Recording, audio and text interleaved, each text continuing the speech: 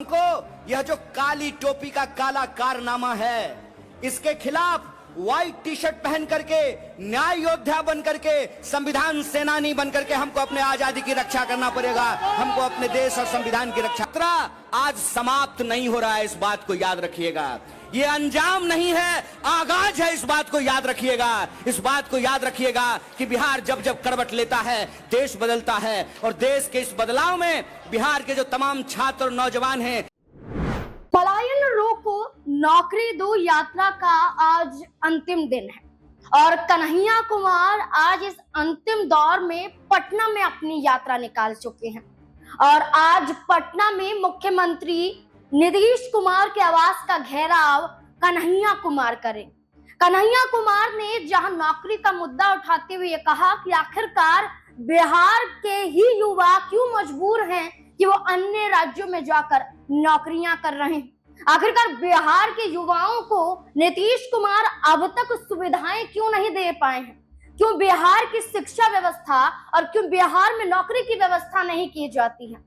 तमाम आरोपों के चलते नौकरी दो अभियान के तहत नीतीश कुमार के आवास का घेराव कन्हैया कुमार के जरिए किया जाएगा। लगभग कन्हैया कुमार के साथ 5000 से ज्यादा कार्यकर्ताओं का जमावड़ा पटना में देखने को मिल रहा है। पटना में भारी भरकम पुलिस बल भी तैनात किए गए हैं ताकि कन्हैया कुमार की यात्रा को रोका जा सके, क्योंकि बीपीएससी के मुद्दे को उठाते हुए कन्हैया कुमार ने नीतीश कुमार से जवाब मांगा है और बीपीएससी छात्रों को यह आश्वासन दिया है कि नीतीश कुमार से मुलाकात कर वो इस बारे में चर्चा करेंगे। बीपीएससी छात्रों को लेकर नीतीश कुमार को हिदायत देते हुए कन्हैया कुमार क्या कुछ बयां करते हुए नजर आ रहे हैं, ये जानना जरूरी हो जाता है। और हम लोग मुख्यमंत्री जी से मिलने का प्रयास करेंगे। वो मिलेंगे कि नहीं मिलेंगे ये उनके ऊपर है, लेकिन हम पलायन रोको नौकरी दो यात्रा के माध्यम से विभिन्न जिलों से गुजरते हुए जो मांग पत्र लेकर के आए हैं, जो प्रभावित वर्ग के लोग हैं, लगभग 1 लाख प्रभावित नौजवानों से इस यात्रा के माध्यम से हम लोग जुड़े हैं और इस यात्रा के प्रेस कॉन्फ्रेंस में लोगों ने आकर के अपनी बात रखी है, जो प्रभावित वर्ग के लोग हैं। और यह यात्रा एक हद तक कम से कम एक कोशिश तो जरूर है कि बिहार के भीतर जो जन समस्याएं हैं उसका जन संघर्ष बनने का जो है एक अवसर प्रदान किया है। तो इस जन संघर्ष के माध्यम से हम अपनी बात, बिहार के लोगों की हक की बात बिहार के सरकार और बिहार के मुखिया को बताने की कोशिश करेंगे। और दूसरी बात कि आज का तारीख ही पटना के लिए क्यों चुना गया है।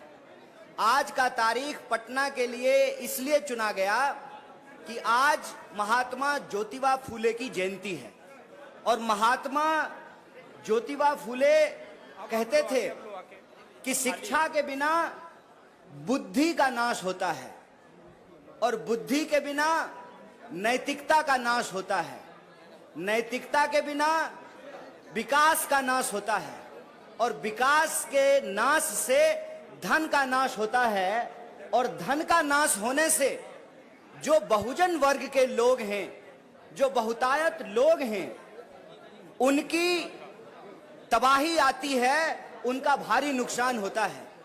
तो महात्मा ज्योतिबा फूले शिक्षा पर जोर देते थे और कहते थे कि बहुतायत लोगों के लिए, समाज के जो गरीब लोग हैं, शोषित लोग हैं, पीड़ित लोग हैं, उनका कल्याण शिक्षा से हो सकता है, इसीलिए उनको शिक्षा पे जोर देना चाहिए।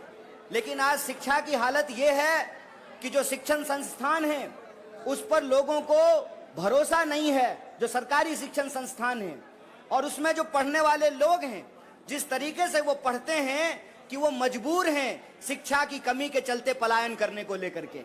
जब शिक्षा नहीं मिलेगी तो रोजगार भी नहीं मिलेगा और जब रोजगार नहीं मिलेगा तो परिवार और समाज का विकास भी नहीं होगा। और ये शिक्षा की कमी, रोजगार की कमी, कानून व्यवस्था की कमी आज हमको इस राह पर ला करके खड़ा किया है कि भारी संख्या में लाखों लोग बिहार से पलायन करते हैं, अपनी जरूरत को पूरा करने के लिए दूसरे राज्यों में जाते हैं।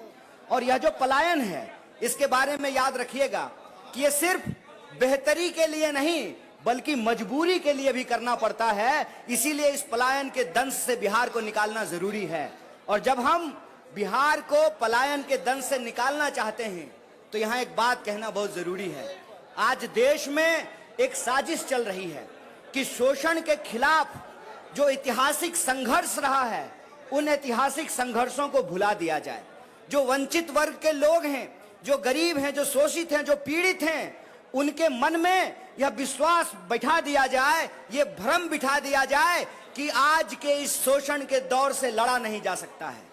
इतिहास के शोषण के खिलाफ संघर्षों को इसलिए भुलाया जाता है कि मौजूदा समय का जो शोषण है उसको बचा करके रखा जा सके और जो शोषित वर्ग है वो अपने हक के लिए आवाज नहीं उठा सके, अपने अधिकार के लिए संघर्ष नहीं कर सके। जो बढ़ती हुई महंगाई है, जो बढ़ती हुई बेकारी है, जो असमानता है, जो गरीबी है, जो शिक्षा और स्वास्थ्य की कमी है, उसके खिलाफ लड़ने वाली जवान जो है वो मुखर ना हो पाए, वो बुलंद ना हो पाए। इसीलिए इतिहास के संघर्ष को भुलाने की कोशिश की जाती है।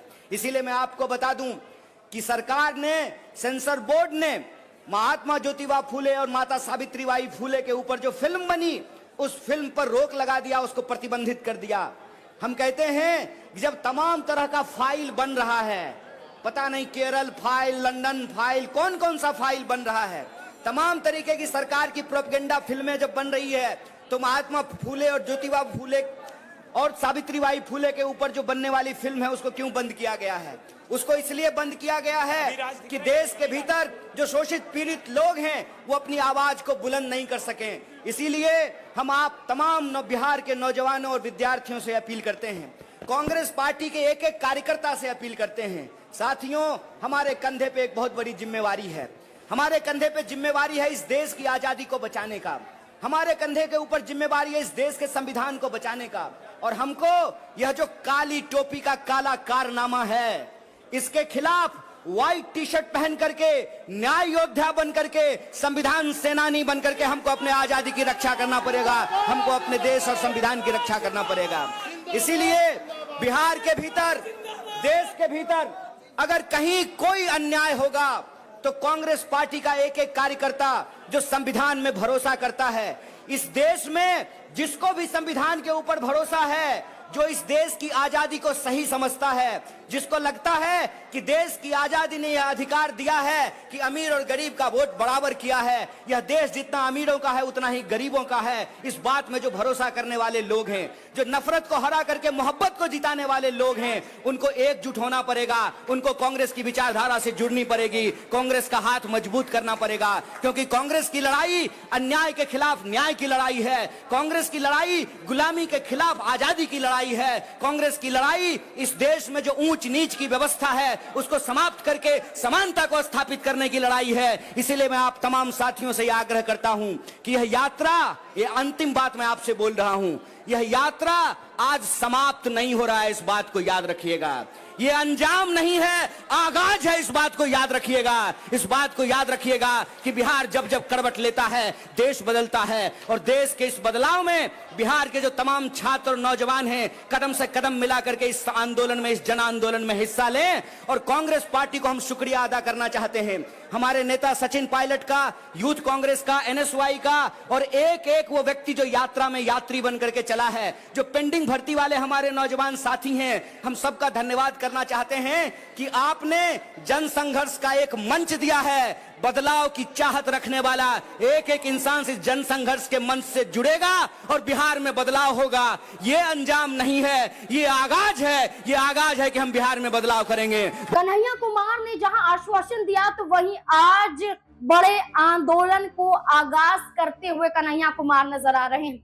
इस आंदोलन का आगाज सिर्फ पटना में एक अंतिम दौर के रूप में देखा जा रहा है। जहां अंतिम दौर माना जा रहा है वहीं एक नई शुरुआत, एक नए आगाज को कन्हैया कुमार जन्म दे रहे हैं। बिहार में विधानसभा चुनाव से पहले जहां कार्यकर्ताओं को रोकने के लिए पटना में पुलिस बल का तैनात किया जा रहा है, तो वहीं बैरिकेडिंग को तोड़ते हुए कन्हैया कुमार के साथ कांग्रेस पार्टी के 5000 से ज्यादा कार्यकर्ता आगे बढ़ रहे हैं और पटना में मुख्यमंत्री आवास का घेराव कर नीतीश कुमार से सवाल जवाब करेंगे। और नीतीश कुमार के आवास के बाहर बड़े आंदोलन के तहत चुनाव से पहले नीतीश कुमार की मुख्यमंत्री कुर्सी पर खतरा बन सकता है, क्योंकि एक तरफ कन्हैया कुमार जहां कांग्रेस पार्टी को अकेले अपने दम पर बिहार में मजबूत करने की कवायद में जुट चुके हैं, तो वहीं चर्चा ये भी है कि कन्हैया कुमार को बिहार में मुख्यमंत्री चेहरा भी बनाया जा सकता है।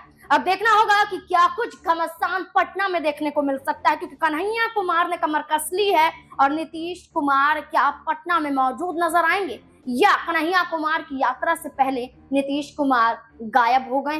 आपको क्या लगता है इस मुद्दे को लेकर? अपनी राय कमेंट सेक्शन में जरूर दें। देखते रहें SPN9 न्यूज। धन्यवाद।